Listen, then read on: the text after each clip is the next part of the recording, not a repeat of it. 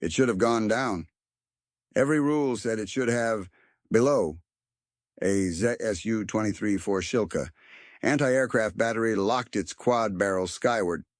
Radar pulses scanned the desert heat, tracking an object lumbering through the haze. Not fast, not stealthy, just low, loud, and armored like nothing they'd ever trained for. Incoming a U.S. A-10 Thunderbolt II. The Shilka fired first 23mm high explosive shells, ripped the air apart, creating a storm of lead designed to obliterate anything within 2 kilometers. A ripple of explosions erupted around the aircraft. Hits registered. Smoke poured from the left engine. One stabilizer gone. Parts of the wing sheared. But the Warthog didn't fall. It banked. Bleeding altitude. Not retreating. Turning.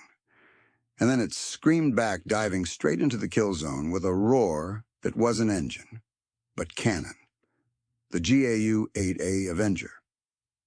7 barrels of depleted uranium death spun to life.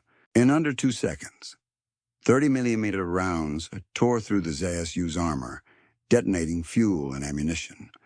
The turret vanished in flame, the A-10 bleeding, limped back toward base. It shouldn't have survived. But it did, and across the desert. Iraqi gunners armed with some of the best Soviet-made anti-aircraft systems in the world stood in stunned silence. Their radars were real. Their training was Soviet. Their doctrine was proven. But this aircraft had rewritten the rules. In bunkers deep within Baghdad, Soviet advisors reviewed damage reports. The A-10 had taken direct hits from Strela missiles, from Shilka cannons, and yet it was returning. Mission after mission. This must be an anomaly, said one. It wasn't. It was a pattern, because the A-10 wasn't designed to outfly danger. It was designed to outlive it, while Cold War engineers obsessed over supersonic flight, stealth, and long-range missiles. The U.S. had built a different kind of machine, one so slow, so low, and so well-armored. It simply refused to die. The Soviets never expected this.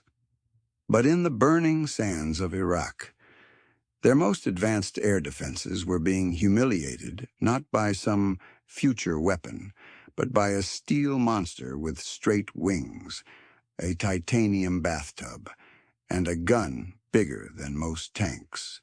The Warthog had arrived, and Soviet generals were about to learn that quantity, speed, and doctrine meant nothing if your weapon can't kill the target in time. For decades, the Soviet Union had built its air defense doctrine on a single, inviolable principle: low and slow dies first. From the 1960s onward, Soviet engineers flooded the battlefield with layered anti-air systems, SA-6s for medium range, Strela 1s for mobile point defense, Tunguskas for fast engagement, and the ZSU-23-4 for close-in slaughter. Their logic was simple. If an aircraft dared to fly low, it would be shredded by radar-guided cannon fire before it even reached visual range. And for a time, it worked. The doctrine was battlefield-tested in Egypt, in Vietnam, in Afghanistan. Soviet design systems accounted for hundreds of aircraft kills globally. Their manuals were clear, slow airframes were dead meat in modern conflict. So when the Americans unveiled the A-10 Thunderbolt II in the 1970s, an aircraft that flew subsonic, carried no stealth, and had the radar signature of a barn, the Soviets laughed. They called it primitive, obsolete, a flying coffin. Even when it entered U.S. service, the GRU considered it a niche weapon useful only in low-threat environments, perhaps in counterinsurgency roles.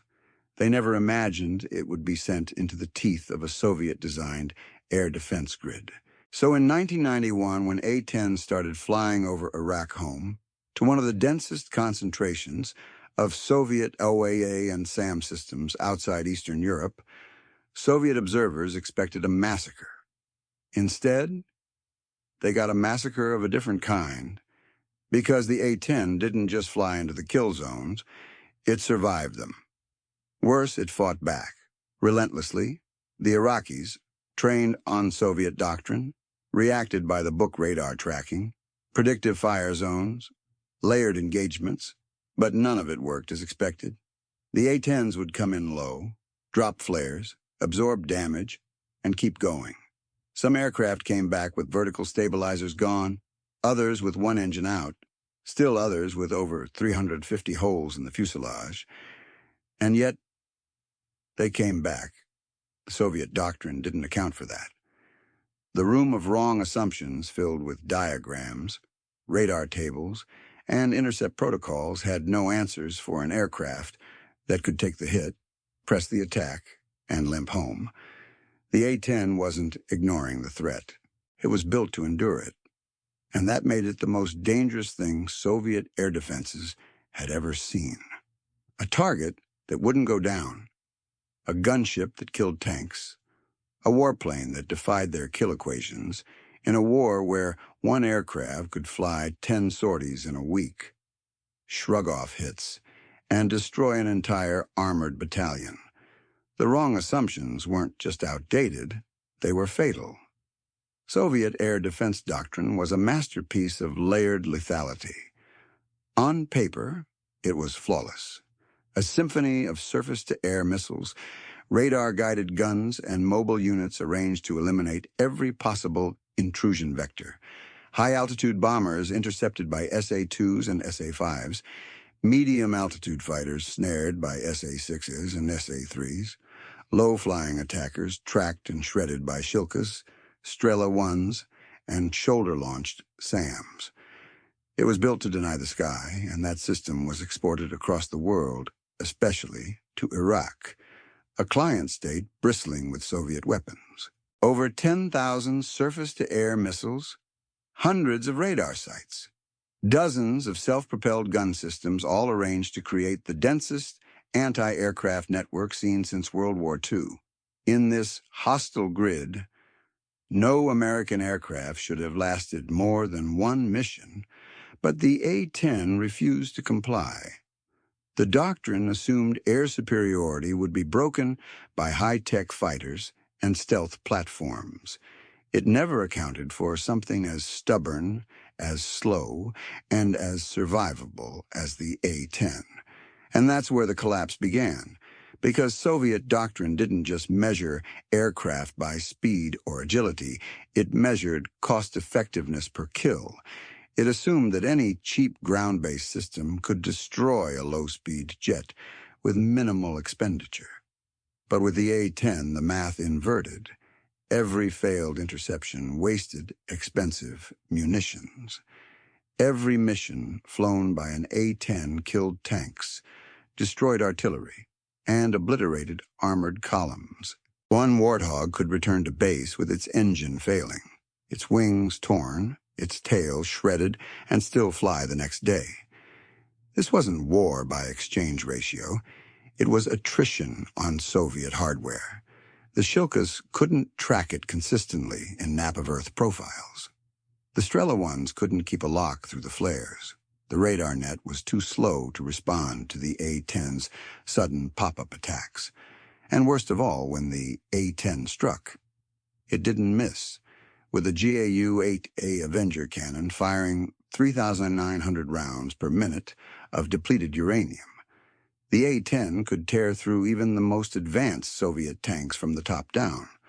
The doctrine had prepared for guided bombs, not a flying tank with a gun that could out-penetrate any AOA armor Soviet engineers had designed. The result? Entire battalions gutted. SAM sites disabled, airfields reduced to rubble by a plain Soviet strategist once mocked as obsolete before takeoff. By the third week of Desert Storm, the Soviet-designed air defense web wasn't deterring A-10s. It was feeding them targets, and as battlefield reports rolled in of multiple A-10s returning with catastrophic damage and still landing safely, the unspoken truth emerged inside Soviet doctrine rooms. The A-10 wasn't violating their rules. It was proving their rules were broken. January 19th, 1991, near Basra.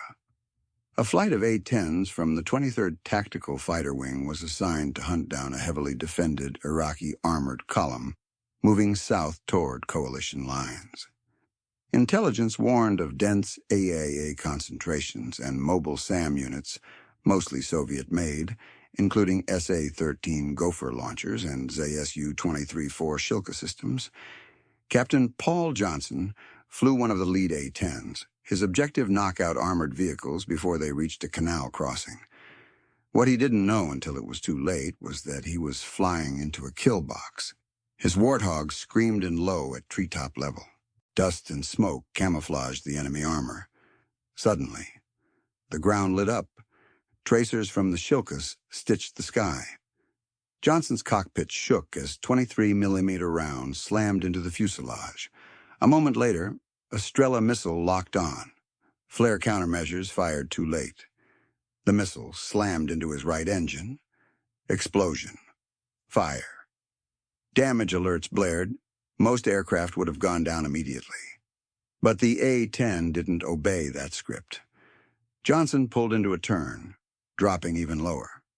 The Warthog responded sluggishly, but alive. He looped back toward the column. This time, it was his turn. He lined up the Avenger cannon, targeted the Shilka position, and opened fire.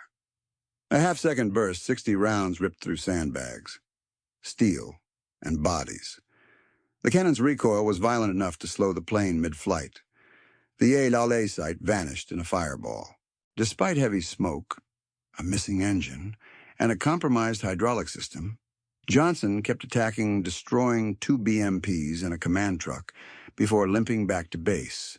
His A-10 landed with over 300 holes in the fuselage, 1 engine destroyed, half a tail gone, wing panels flayed open. The crew chief later said, "We needed a crowbar to get the pilot out. He didn't want to stop." This wasn't luck. This was design.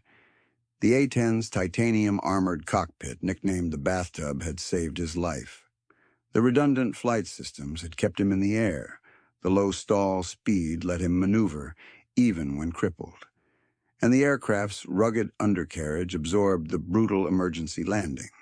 When photos of the damage circulated through Pentagon briefings and were later seen by foreign intelligence analysts, it caused immediate disbelief in Moscow. The damage wasn't cosmetic, it was catastrophic, and yet the pilot had returned, killed armor, and lived. It wasn't supposed to happen. The Soviet system had never faced a platform like this, a plane designed not to evade death, but to absorb it and keep going. The impossible had just happened, and it was only mission number 4. The initial battlefield reports out of Iraq were treated with skepticism, if not outright dismissal, by senior Soviet officers stationed as advisors and observers. A-10, Thunderbolt II hit by 2 missiles, returned safely. A-10 took 200 rounds of AEOA fire, still destroyed 4 tanks. A-10 flew 12 combat missions in 3 days with field repairs. To the general staff in Moscow, it sounded like American exaggeration. Their doctrine had accounted for all known U.S. aircraft profiles. The A-10 had been studied for over a decade. It was slow, large, non-stealthy. By all known metrics, it should have been easy to kill. Soviet anti-aircraft weapons were designed specifically to deny that type of profile access to contested airspace. When one GRU report claimed that an A-10 had returned to base after losing an entire horizontal stabilizer and most of its right wing surface, the response was laughter. One colonel reportedly said, "Are they flying bricks now?" But then came the photos, satellite images, gun camera footage, downlinked mission debriefs from Soviet-trained Iraqi air defense crews, and more damning than anything, pictures of the very aircraft in question, back on the tarmac, with shredded airframes and missing flight surfaces. It was real. One aircraft, One mission, 2 missile hits, still flying, still lethal. The disbelief turned to confusion. Analysts at the Joukowsky Air Engineering Institute tried to reverse engineer how an aircraft, with such a vulnerable profile, could remain airborne after catastrophic damage. Their conclusion was chilling intentional survivability. The A-10 had not been built like a conventional fighter. It had been designed like a flying tank, built to lose hydraulic lines and still respond, built to have redundant electricals, triple redundant control surfaces, and armor around every critical system. Even its fuel tanks were foam-lined to prevent explosions. Soviet engineers realized they had misjudged it completely. They had seen the slowness and assumed vulnerability. But that slowness allowed tighter turns, nap of Earth flight, and precise strikes. They had seen the lack of stealth and assumed easy targeting. But radar couldn't track the Warthog reliably at ultra-low altitudes.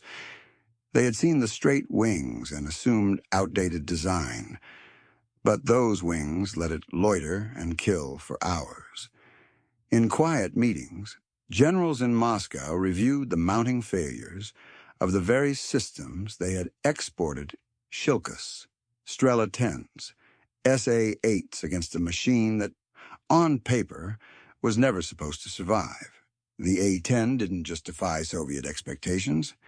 It survived Soviet engineering. And that terrified them more than any stealth bomber ever could. Faced with mounting evidence of the A-10's resilience, Soviet analysts reached for a lifeline. They told themselves it's not the aircraft, it's the support network. This theory quickly became gospel within the corridors of the Ministry of Defense. The A-10 only survives because it's flying under perfect American air superiority. Without that umbrella, AWACS control, electronic warfare jamming, SEED missions, suppressing radar, surely, the A-10 would be torn apart. It was comforting logic. It meant their systems weren't failing.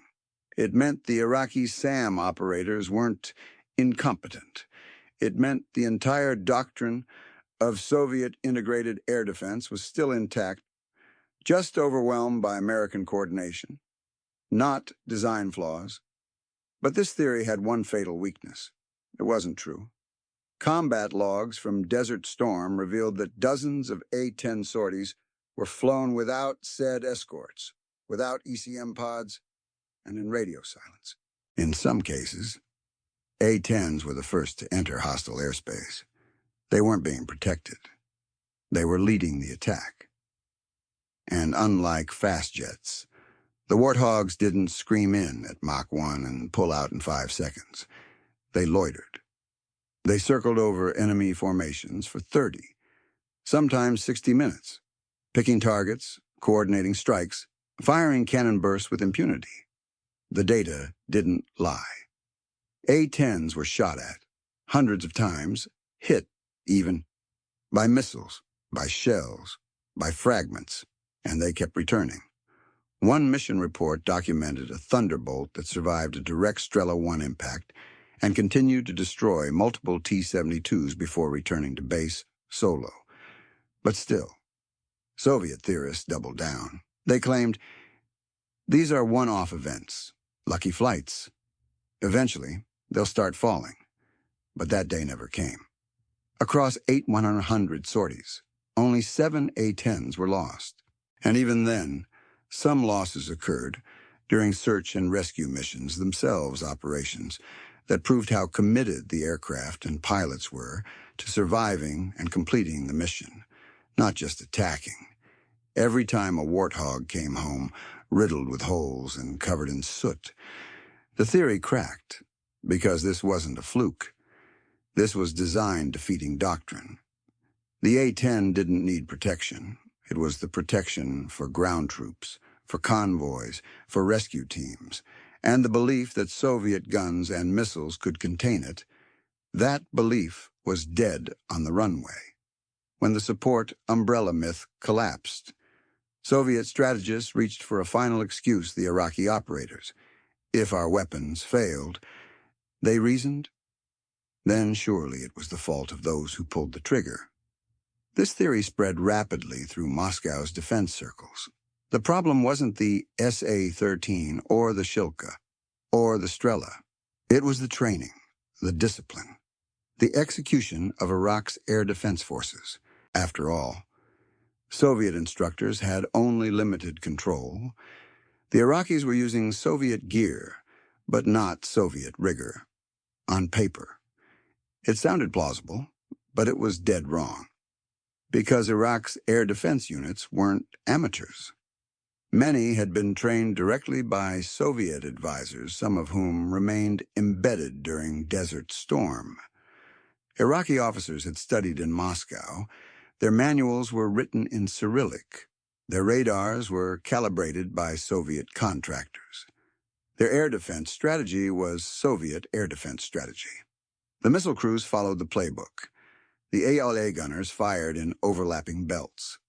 The radar stations used Soviet-designed acquisition patterns, yet none of it stopped the A-10. Worse, the Iraqi crews reported direct hits. They weren't missing. The missiles connected. The A-10 round struck. The systems worked, but the aircraft didn't fall.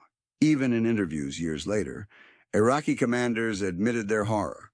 "We hit it," one said, and it kept coming. Another recounted an engagement where 3 different air defense systems fired at the same Warthog Strela. Shilka, SA-9 and all made contact. The A-10 flew through it. This wasn't incompetence. This was failure of expectations, because the Soviet systems were never designed to destroy a flying gun platform that could lose half its structure and still fire back. Their war games had simulated fast movers, Mirages, F-4s, F-111s, not titanium-armored aircraft deliberately built to survive in the kill zone. So the theory that Iraq used it wrong was a final, desperate shield against the truth. The A-10 wasn't surviving despite the Soviet systems.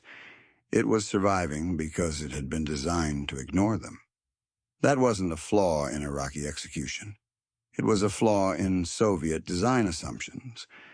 And every mission the A-10 completed was a reminder that the real failure wasn't tactical.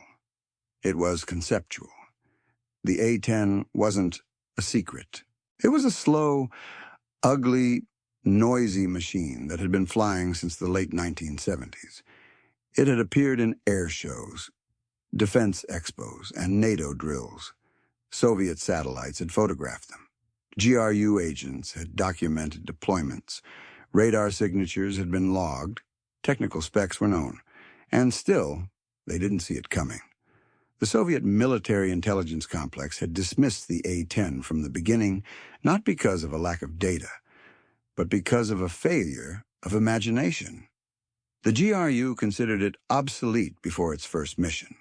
Their assessments labeled the A-10 as a limited threat platform, incapable of surviving in contested environments. KGB analysts echoed that conclusion in briefings to the Politburo.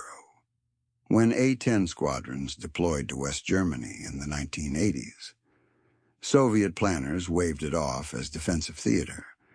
They were looking at the shape, not the purpose. They saw the straight wings and thought slow. They saw the gun and thought antiquated. They saw the armor and thought inefficient. They didn't understand that the A-10 was designed for a type of war. They themselves had perfected massed armor assaults, low-altitude maneuver warfare, concentrated mechanized thrusts. The Americans had built the A-10 specifically to kill Soviet tactics, and Soviet intelligence missed it. In 1981, a limited report from East German observers noted unusual flight patterns among A-10 units low, looping orbits that defied standard attack runs. The behavior was flagged but ignored.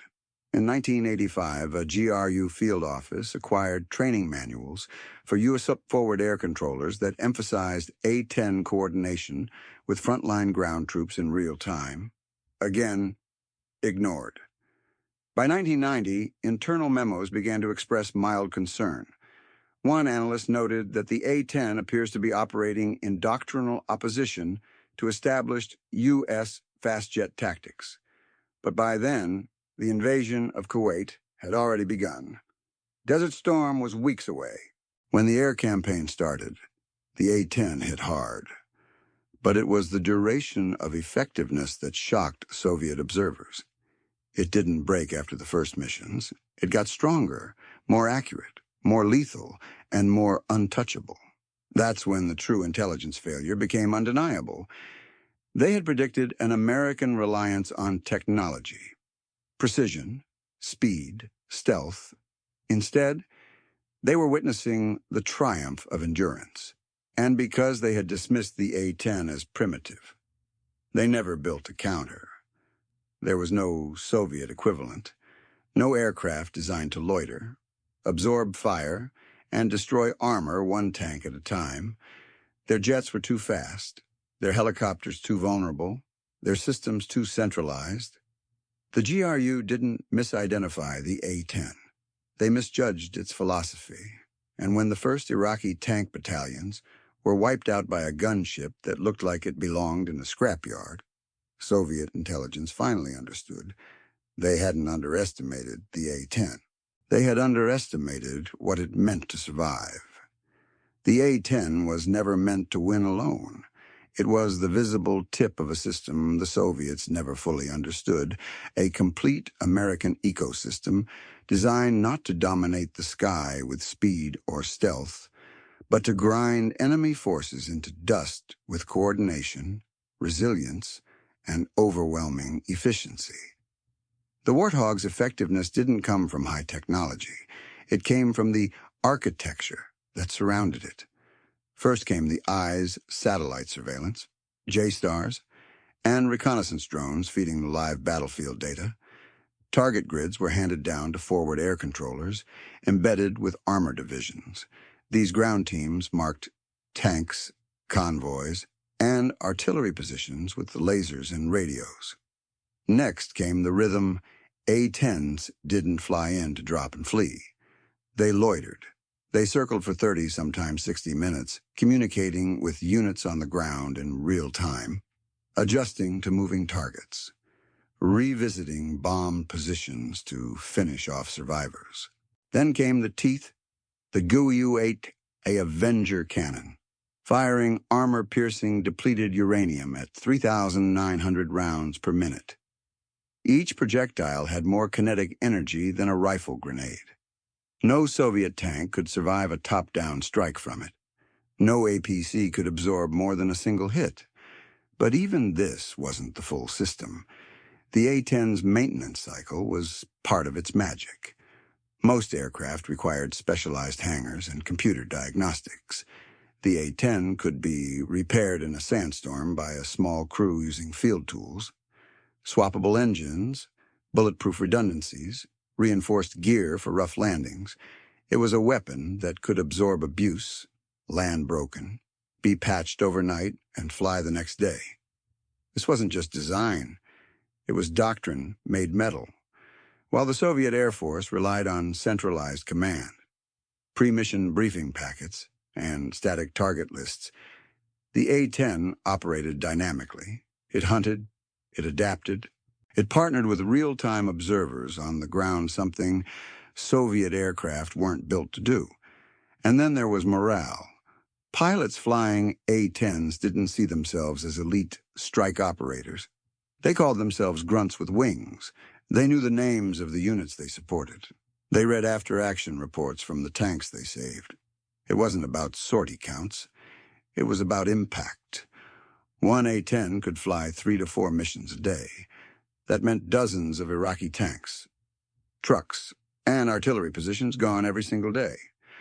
Multiply that by 132 Warthogs deployed during Desert Storm, and suddenly you're not looking at a support craft. You're looking at an extermination machine. The Soviets had built air defense to react. The Americans had built the A-10 to finish. And in that difference lay the real power, not in the aircraft alone, but in the relentless, integrated, unbreakable system it operated within. The Soviet Union had built beautiful weapons, but the Americans had built a machine for war ugly, brutal, and terrifyingly effective. In war, humiliation doesn't always come in defeat. Sometimes it comes in survival, and nothing humiliated the Soviet-designed air defense network more than the A-10's relentless public and completely unkillable presence over Iraq. Day after day, the Thunderbolt flew low and slow right through SAM kill zones, over radar-guided A-10 belts, into the mouths of Soviet doctrine, and came out the other side alive. By the third week of Desert Storm, Iraqi commanders stopped requesting missile resupply for certain areas, not because the enemy had stopped flying, but because nothing they fired worked. One Soviet-trained battery commander was quoted, after multiple engagements with A-10s, saying it is like shooting at the sky. They come, we fire. They leave, and the tanks are gone. This was not how the doctrine was supposed to play out. The ZSU-23 Shilka was designed to cut low-flying aircraft in half with thousands of rounds per minute. The Strela and SA-13 missile systems had infrared seekers meant to home in on hot engine exhausts. Soviet air defense relied on the math of kill certainty, the idea that sheer volume of fire would deny the sky to anything flying within range. But the A-10 broke the math. The Shilka couldn't kill what it couldn't track fast enough. The missiles couldn't outturn a pilot trained to fly within the radar clutter. The radar operators couldn't keep up with the loitering spiral patterns. And when the weapons finally did hit, the A-10 just kept flying. At Talil Air Base, one aircraft returned with a hole the size of a suitcase blown through its wing. Another came home with the entire hydraulic system gone and still landed safely, using just mechanical backups.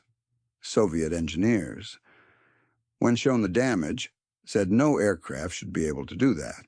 But the A-10 wasn't an aircraft. It was a doctrine breaker. It fought at the exact range Soviet systems were optimized for and survived. It destroyed tanks that Soviet designers had armored against every known threat except this one. It ignored the rules, and in doing so, it humiliated the very architecture of Soviet warfare, not by being superior in technology, but by refusing to die. The most devastating moment came during an attack on the Republican Guard near Al-Kifl. A pair of A-10s took turns strafing T-72 tanks, surviving multiple near-miss SAM launches, and evading full bursts from 2 Shilka batteries. By the end of the sortie, over 25 vehicles were destroyed with no losses. Iraqi radio intercepts recorded stunned voices. They are invincible. We cannot stop the gray planes. Tell command our air defenses are broken. And just like that, decades of Soviet credibility exported, trained, tested, sold as impenetrable, was obliterated by a flying gun with straight wings and a snarl. By February 1991, the reality inside Soviet military circles was undeniable. Their weapons were not working, not in theory, not in training, and worst of all, not in real war. The anti-air systems they had exported, perfected, and proudly declared superior for 3 decades had failed spectacularly in Iraq, against the one aircraft they had never taken seriously. The A-10 wasn't supposed to matter, but now it was dismantling entire battalions and Soviet prestige with them. The ideological collapse began in silence. Behind closed doors, defense analysts convened in Moscow to assess the carnage. They reviewed satellite images, destroyed tank columns, smoking artillery fields, anti-aircraft batteries reduced to twisted wrecks.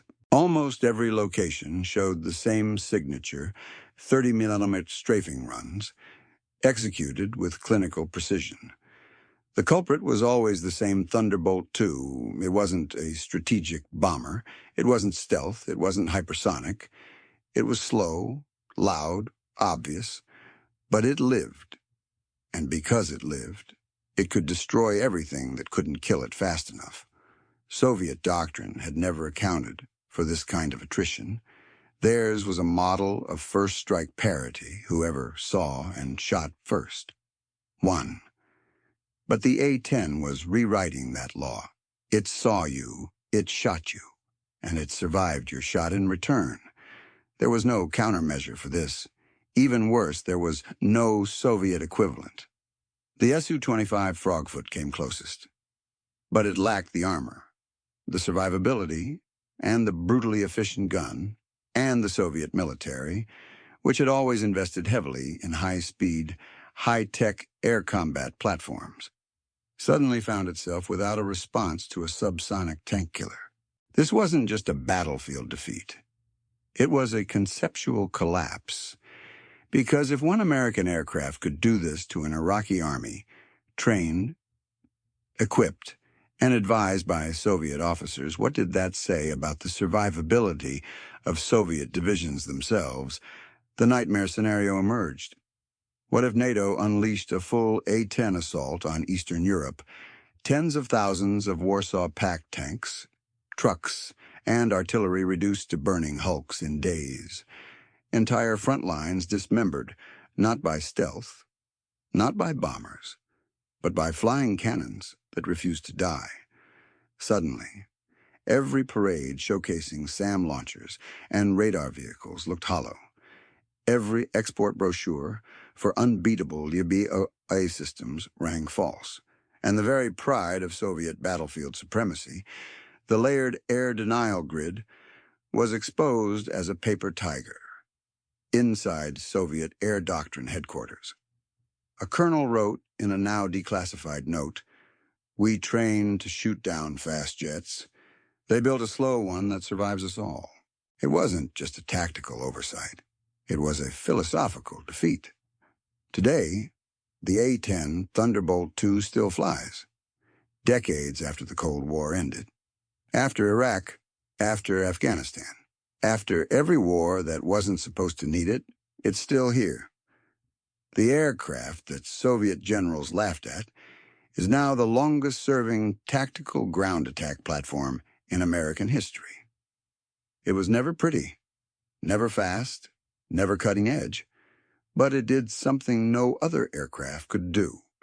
It broke Soviet doctrine by surviving Soviet design. The ghosts of that collapse still orbit the post-Soviet military mindset. Russian generals today don't laugh at slow planes. They don't mock armor thickness. They know, deep down, what the world learned over the deserts of Iraq in 1991. That air defense alone doesn't guarantee survival. That sometimes the thing you mocked most is the thing you fear most. The A-10 doesn't win with speed. It wins with stubbornness, with simplicity, with brutal, repeatable efficiency. It doesn't ask if it can make it home. It makes it home, and every time it does, it leaves behind wreckage, confusion, and a reminder that warfare isn't just about the newest technology. Sometimes it's about building something that just won't die, somewhere in a Soviet-era bunker, buried under archives and rust. There's a training manual warning of NATO strike aircraft. It talks about the F-15, the F-16, the B-52. But it doesn't say much about the A-10 because they never thought it would matter. It mattered more than they ever imagined.